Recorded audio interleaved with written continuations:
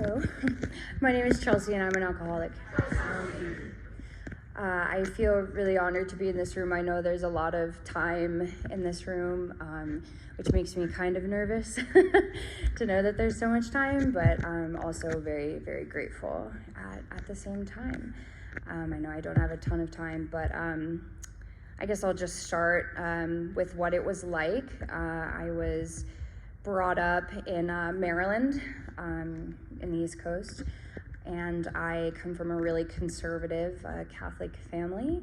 Parents were very, very strict. I felt really, really sheltered, and I think I had kind of what everybody, or possibly everyone in this room, could have also felt, which was just kind of a curse, right? Like, didn't get the handbook to life, didn't feel like I really belonged or knew how to be. I felt really, really outcasted from a really young age. By young age, I mean like 3 or 4, which is kind of crazy, but we are still very intuitive at that age. So I remember feeling uncomfortable in my own skin and very scared and fearful and very scared of people. And I remember in my preschool graduation, I was so nervous and I just cried the whole time. And my parents were like, "What is wrong? What's wrong with her?" I feel like everything was just very, very challenging. I felt a lot of pressure. I have 2 older sisters, and they were prodigies at what they did and had it very easy and got very good grades, and I kind of just couldn't relate to that. So always felt a sense of not belonging and being very, very outcasted and kind of loser. So that created, a lot of problems being brought up, and a lot of anxiety and a lot of depression at a very, very young age. So mental health problems showed up for me, I think, very early. And every time I tell my story, I really put great emphasis on that because I think that's really what kind of shaped me into an alcoholic and a sick person. That had, it was very early. So, moving on, I really started to display behaviors of a very highly addictive personality.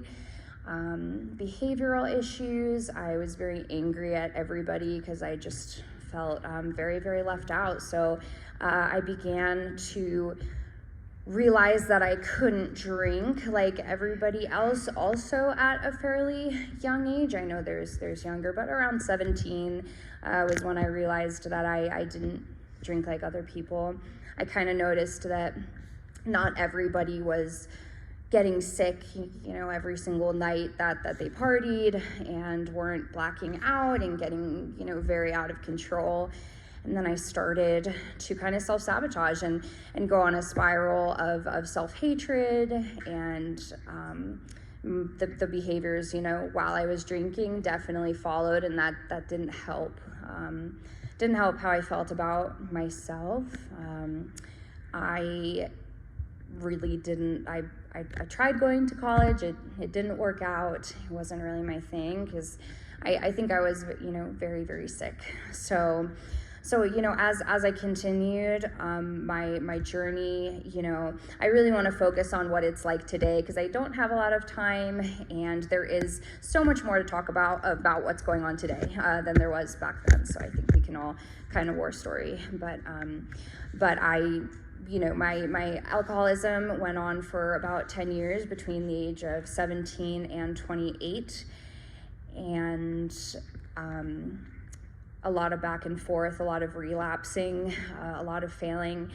And then what happened this time around, the birthday that I'm celebrating tonight, I know it's different for everybody, but I really did have a moment of salvation, and it was because I didn't have anything. I didn't have a phone. I didn't have anybody to call. Nobody was there to rescue me. Nobody was there to enable me. I had the shirt on my back, and I was living on the streets. I was homeless and freezing and starving, and there wasn't a single person on this planet Earth that I could think to call for help.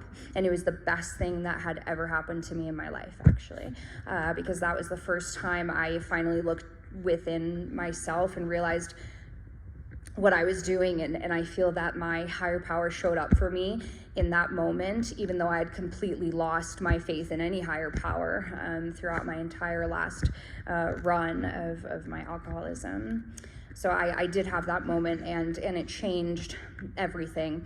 All of my previous times attempting to be sober before, I didn't take the steps seriously. I just did them to appease my treatment facility, or just because I felt like it was the right thing to do, but I didn't put my heart into it, and I didn't give it a real honest try.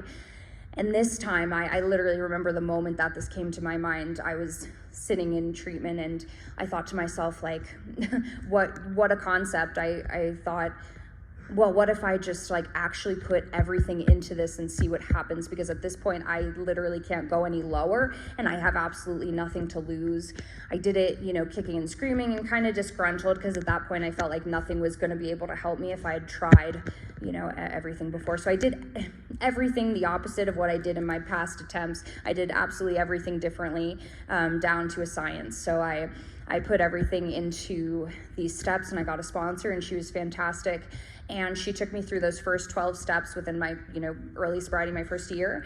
And it was a beautiful experience. And then she relapsed. And then I went on to have the wonderful sponsor that God brought into my life that I have today, who has been with me throughout all of the ups and downs and moments of maybe not doing my best, but knowing I can do better. And that's really what's beautiful about this program, is that we don't have to come in with our tails between our legs all the time, because we all understand each other, and we've all probably been there. So this is such a safe place of understanding, and I just felt really, really understood, especially when she mentioned that she had done that in the past too. So I decided I don't really remember the exact time within the last 3 years of my sobriety. It was about, I'm not sure, maybe in my second year or 1.5, I got to a point where I was putting work and I work in treatment, and I still do work in treatment. And I was putting everything before my recovery, and that was really starting to show in many different ways. And I was held accountable, and I was like, okay, it's time for a reset. It's time for a recharge. I can't just put everything into it within my first year, within my first 1.5 years. It literally has to be every single day. And that's when I really woke up and realized that I could lose this at any moment.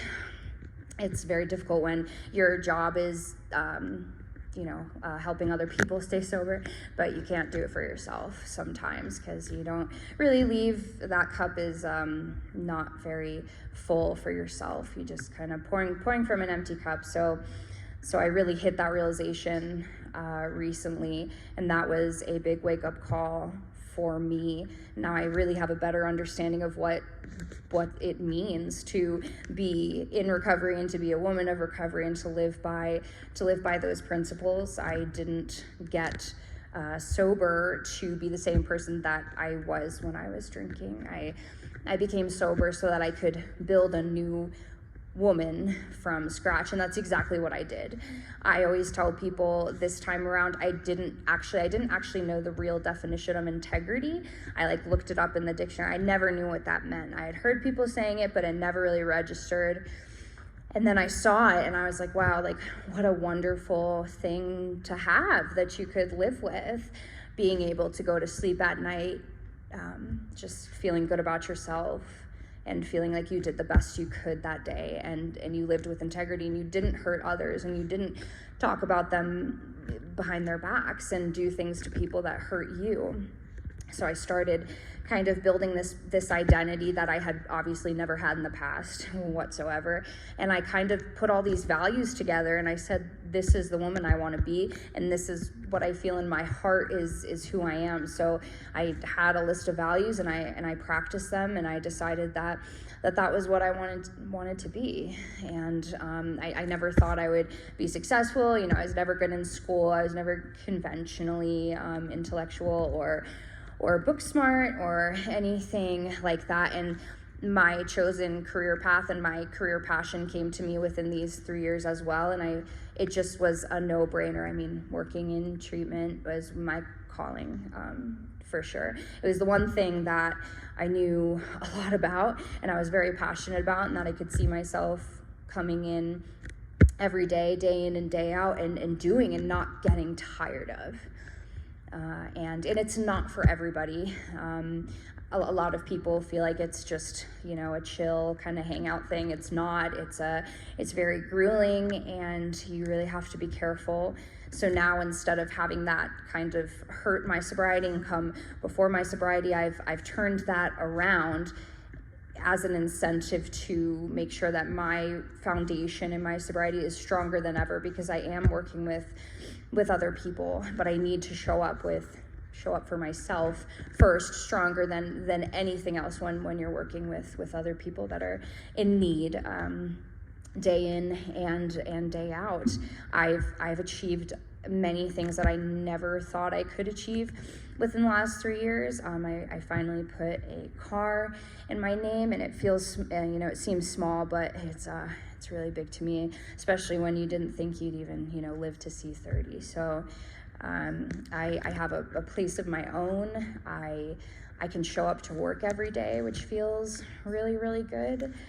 I have people in my life that are real genuine friends that I just accepted that I maybe just wouldn't have friends because I didn't know how to be a friend. And in this program, I've met people that are like-minded to me and are passionate about the same things, and they actually genuinely love me and care about me, and they show up for me. And every single day I'm with any of my friends today in the program, I truly get emotional. I get really overwhelmed, because I never thought that I could have a friendship that was reciprocated and where they loved me just as much as I loved them, and that they put just as much into the relationship as I put in, because that definitely wasn't something that happened before. So I'm really grateful to be here, and I really appreciate you letting me speak. And with that, I'm gonna pass. Thanks.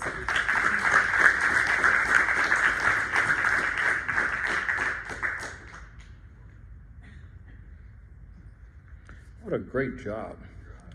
Okay, our next speaker is also our recording tech, and he's a very diligent and reliable member of our group. Please help me welcome Bobby L.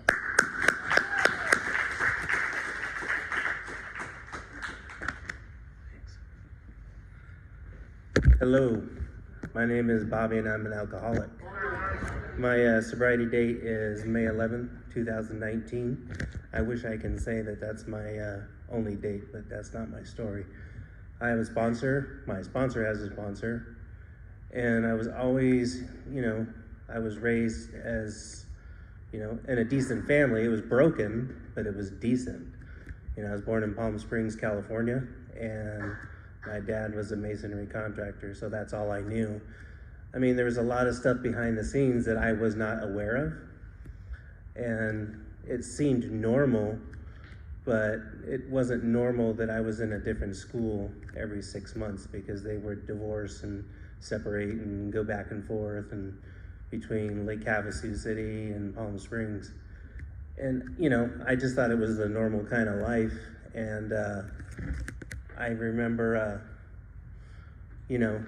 being the little outcast and, the kid that was always picked on, and I couldn't figure out why.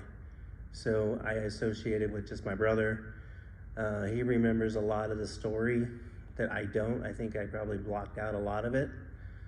But I always never felt that I was accepted. I was, I struggled with weight as a kid and picked on that a lot. And I'd come back and then they'd pick on me some more, like, oh, why'd you move? And that's how it went. And then, when I was 15, I started going, 14 or 15, when I, my sophomore year at Lake Havasu, started going to church, enjoyed it. The higher power is very important in the program. And my dad was Catholic, but we didn't practice it. So I found something that made me happy.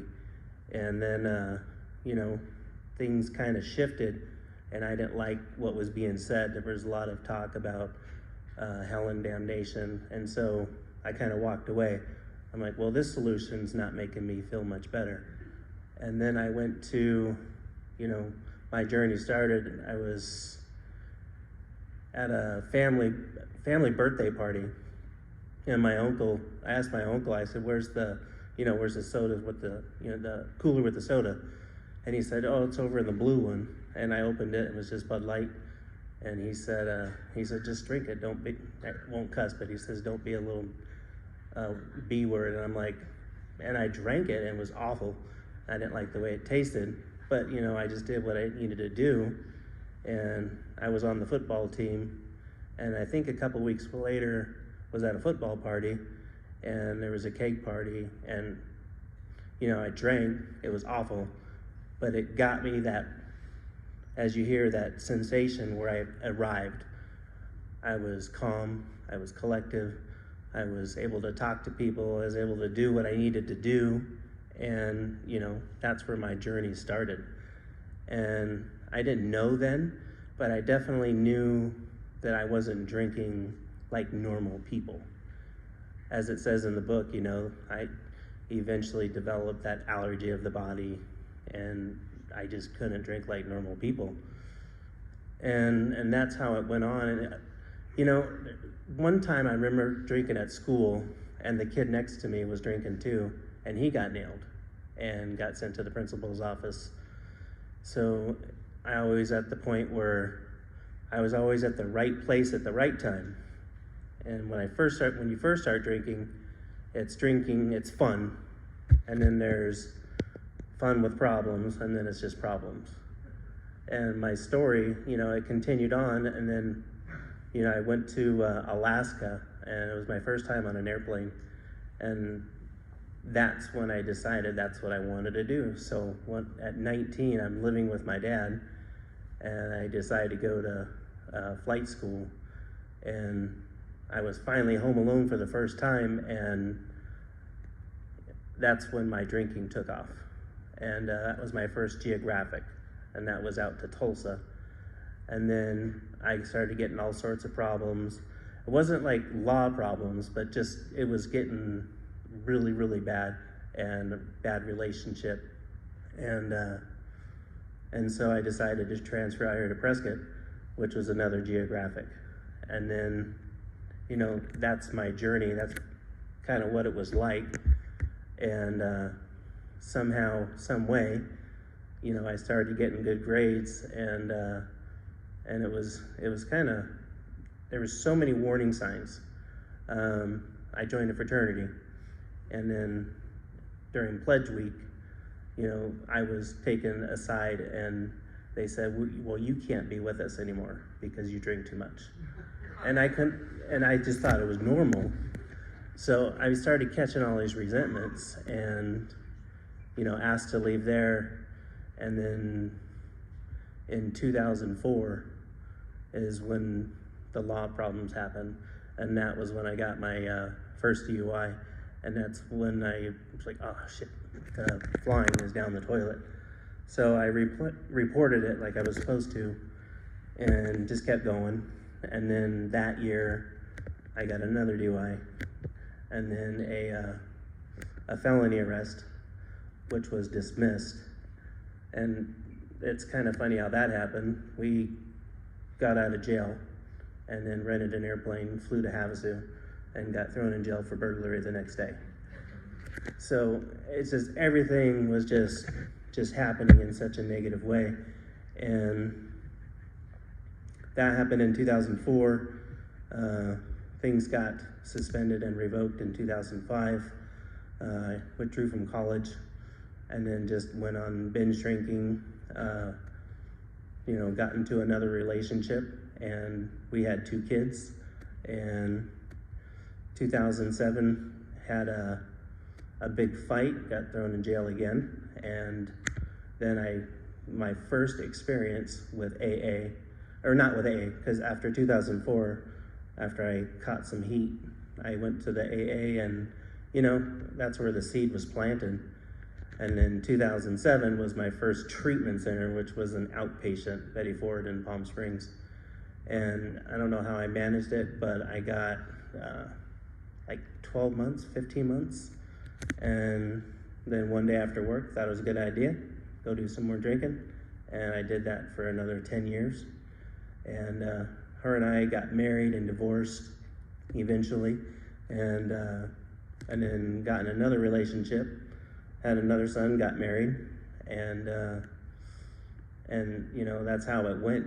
And there's a lot of stuff in between, but there's not much time. And in 2018, I decided, okay, I think this is enough. And I was trying to, you know, get everything back. And I was always told, which I exercise it now, which I didn't back then, is all you have is today. And I'm grateful that I have today because, you know, we don't know what's going to happen tomorrow. And when I got out of that treatment center, or the inpatient, I kept trying to, you know, push my way and force my agenda and say, hey, look at me, you know, I got like 3 months. And then I would go to a meeting and like, all right, I'll have like 3 months and 2 days. So I was always counting in the future when I'm going to get the next day. And my ex-wife, she didn't really care, and it made me very angry. You know, I got the job back, I got the apartment back, but I didn't get my sanity.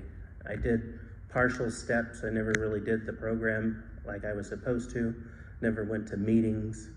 And then, you know, 6 months and 1 day, which I had already been planning it out for about 2 weeks ahead of that, and I went out again.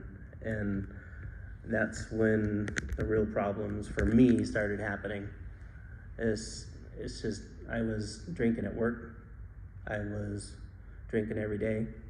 And I was just, my body, because of the shakes and the withdrawals, would wake me up about 4 o'clock in the morning. And it's just the incomprehensible demoralization on the stuff that happened was just, you know, it's just awful. And I just look back and I can't believe I did it. And, you know, waking up in hotels and when I shouldn't be there. And the last week, I was just, you know, bar hopping, and I was drinking at the house, and I woke up and I was so shaky and I couldn't get it to go away, and I was sweating and I was hallucinating. So I was actually at somebody's house, and my mom called me and she said, where you at? And I said, oh, I'm at a friend's house. And he's like, put her on the phone. And she came and picked me up at a Subway in Prescott Valley, and then took me to the hospital where I detoxed. And that was absolutely humiliating, because you go from the hospital and they take you to a place called a CSU, and then I said I was gonna do inpatient. So they took me to, you know, the funny farm, and where I waited to find a bed. And it was awful, the hallucinations. And then on the last day, because they gave you a questionnaire, and I was like really kind of crazy right at that time. And then they kept me another day, and then so I had to go down to the cafeteria for morning breakfast. And then after done, one of the ladies there said, all right, it's time for arts and crafts. And I'm like, what? And they had, you know, like paste and the little cut safe scissors, and we were making Mother's Day cards. And I was like, I was just mind blown that my best thinking got me there. So the next morning, I lied and I said I was perfect. Let's get me out of here. So they checked me out and I went home, and we picked up my truck, and then I picked up some more drinks and a couple 24s and some little shooters to shut my head off, because I couldn't get the craziness to shut off. And I woke up the next day and I was shaking even worse than I was the other day, and the drinking didn't work. I couldn't shut my head off. So I reached out to my brother, who's I think now 14 years sober, and I said there has to be a easier, softer way. And he said, "You're welcome to come in, and you just have to drink no matter what. 90 meetings, 90 days." And I did the deal. I did what he said. I went to the meetings. I wound up going to 3 a day, and eventually did the steps. And you know, when I moved over here for family, I got a new sponsor, and he's amazing. And we talk, you know, a lot during the week, and stop by his office during the week at work. And you know, I recommend getting a commitment. I've had a commitment ever since, and it helps out a lot. And my 16-year-old has moved back, and I got a decent job. And I'm working right now on an opportunity to get back to flying again. I should hopefully by the end of the year. And all because I was willing to take suggestion and do the deal. So if there's any doubt, like it says in the program, sometimes quickly, sometimes slowly, but you know, things do happen. And I'm grateful. I help people when I can. And it's always suggested if you have an AA, somebody asks you to do something for AA, you do it. And you know, I wasn't planning on being here. I'm usually in the back, but so here I am, you know, telling a little bit about the story. And I'm just grateful to be here and grateful to be sober, and that's it. Thanks.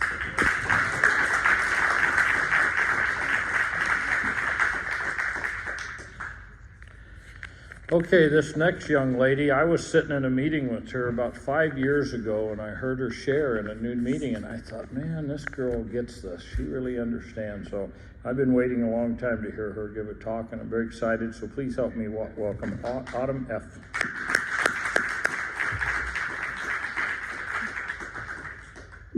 Hello, I'm Autumn. I'm an alcoholic.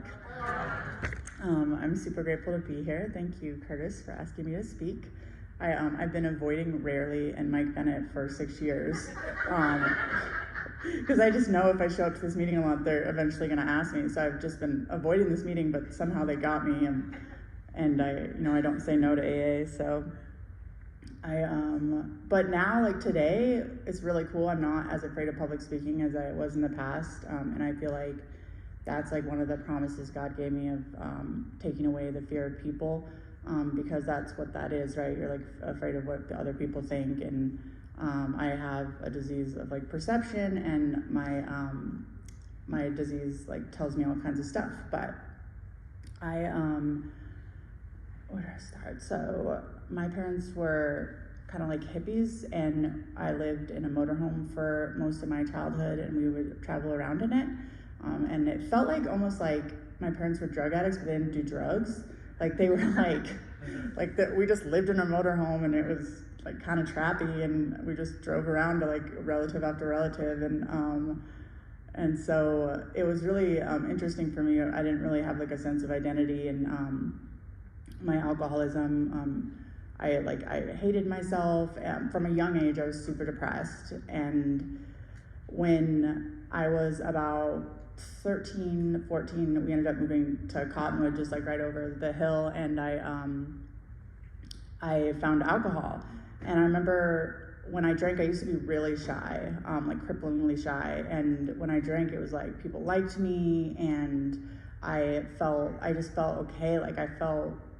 I just felt okay, like I could breathe again, like I could take a breath, and I wanted to keep that forever. And I had consequences super early on. I had a party at my parents' house, and I'm also a people pleaser, and I got arrested because my parents' house got robbed, and I went to jail, and I went to my first treatment center. I was 15, and they I remember like going there and going to AA, and I wasn't not into it, but I wasn't into it either. And I didn't really think that I was an alcoholic. I just thought I was a teenager, and I thought it was normal to drink like I was doing. And I kept that up all my teenage years. I was in and out of jail. I dropped out of high school, got my GED, was in and out of jail like my whole teenage years until I turned 18 and got off probation and then I got right back on probation 2 weeks later. And so anyways, I've been like drinking like this, you know, like it was just this cycle of drinking up until I was about 29. And it was really progressive for me, because I at first I would like go to parties, and again I was like, oh, I'm just a teenager, and then all of a sudden it was like, oh, I'm just in my 20s, and this is what people in their 20s do, and I just drank like all the time. That was all I did. I drank all day long, and I drank at work, and before, like, nobody really noticed, but then all of a sudden people started noticing, and you could like smell it on me, like, and I couldn't function, and I was like, what is happening? Like, I knew that like I had to stop, but I couldn't stop, and it was like really confusing for me. I didn't know what was happening. I was like physically dependent upon it and mentally. And then what happened was I went to jail for, it doesn't matter, and I went to jail for a couple of days, and I didn't have alcohol, and when I got out I was hallucinating. And I went and I picked up my 8-year-old son, and I didn't know that I was hallucinating, and so I thought what I was seeing was real, so I called the cops on myself. And they came, I thought that somebody was drugging our popsicles, so they came and like they took my son away from me at that point, and that was like really devastating to me. But when usually like when something like that happens to somebody, they'd stop drinking, right? They want to get their shit together. And for me, it was the opposite. Like, I was devastated, the worst feeling in the world, and I wanted to drink, like, and I needed to drink. And I have like this spiritual malady, like I'm powerless over alcohol, and like when I take a drink, like the drink takes me, and I just have no control after that. And I also don't have control over if I take a drink if I'm not working my program. Like, if I'm not working my program, I will drink again, and then to drink for me is to die. So it's super important for me to work my program, so they took my son. I started drinking, then I got arrested again, and you know, jail like never stopped me from drinking. It didn't faze me at all, but what happened in like a matter of 2 weeks right after I lost my son was pretty extreme. I had a boyfriend that was not a great guy, and like, God bless him, but he was like, I met him when he was skateboarding in Jerome. I lived in Jerome, and he was like, his pants were tied together with a shoelace, and it was like he looked like he had just freshly gotten out of prison, and I was like, this is the one. And I like brought him up to my apartment and then started dating him immediately, and 2 weeks went by, and in that 2 weeks I overdosed, and he burned my apartment down. And so like all this like crazy stuff happened in this matter of time, and I was still like in jail for charges for burning my apartment down along with other stuff, and I wanted to get bailed out so I could go run and drink. And I did not want to stop even at that point, even after all that crazy stuff happened. And so I go to jail for 9 months, and then I get sent to treatment here in Prescott, and they sent me to Hillside. They sent me to like a 28-day program, and I went to Winter afterwards, when Winter used to be strict, and it was really hard. And I just remember that when I went there, I didn't want to be sober. I like wanted to drink so badly, but something like happened in me, and the like desire to drink was taken away. So I worked the steps, and things got a lot better, right? And then I've been sober for like 6 years now, but like last year I ran into some problems, and they say that like around 5 years, like trauma will come up and you'll start freaking out. Well, I started freaking out. Like, I was losing my mind, and I was so mad at God, because I like, you know, I sponsor people, and I say yes to AA, and I have all these commitments, and I'm still like, I'm like bulimic, I'm cutting myself, and I'm just doing all kinds of crazy stuff with 5 years sober. And I was like, what is happening? And then I came to this realization that I started to work the steps over again. I was really stuck on step 6 and 7, and and I started to work the steps over again, and I like realized like all these like roles I had assigned people, and like the connection with the money I had went over my shame and guilt list again, and I realized that I owed like a lot more money, and I was just like forgetting about it like subconsciously, but I owed like a lot of money, and so I went and started making amends for like the thousands of dollars I owed, and I went and made an amends to Sedona Police Department, and I thought that like this guy that arrested me was super hot, so I thought it was gonna be him. And I like, we spent a lot of time together. We spent all day together that day. So I looked up his name on my court records, and I walked in and I asked for this cop, and this cop walked out, and he was like this bald guy. And it was not the cop that I remember arrested me. Maybe I was hallucinating then too. But it was really awkward. It was a really awkward exchange. And I said, hey, can I make an amends to you? And he was like, you don't have to. And so I did it, and he asked me if I wanted a hug, and it was like the most awkward hug of my entire life.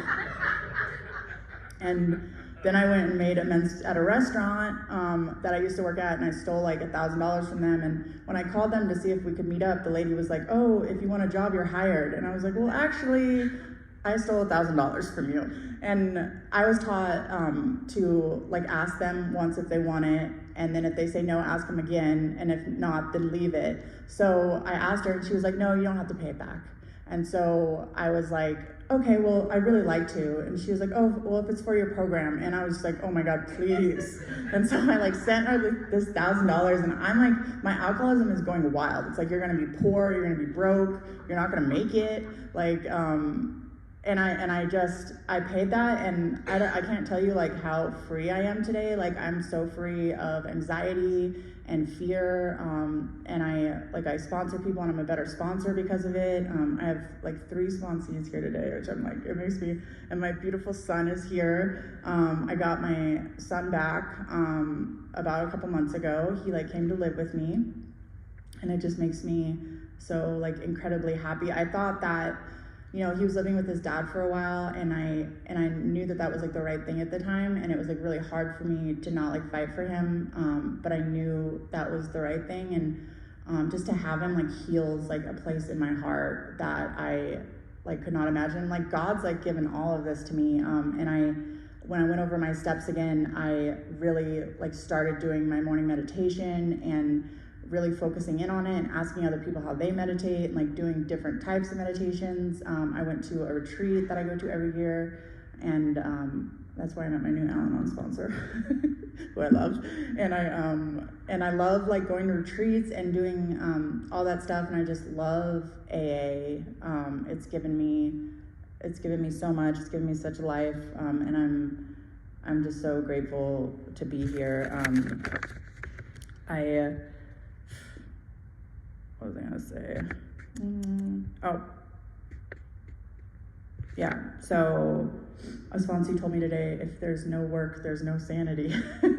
So I really try to do the work, and today like I have sanity, and I just think it's because I really like am working the steps, and I'm also like putting the traditions into my life. So I'm really like working my life around the traditions. I have a house that I bought, and I rent out the rooms, and so I use like the traditions like in my house. Like, we all come together as a unity, and we talk about stuff, and then I'm always like bringing God in. Like, God is the say all, and and I'm not like there to like tell people what to do or be financially greedy. And it's just, I don't know, this program is super helpful. It's like a design for living that I could not like live without before. I was just such an interesting person, and I was selfish and self-centered, and I'm just so grateful to be here. I think that's all I have. Thank you.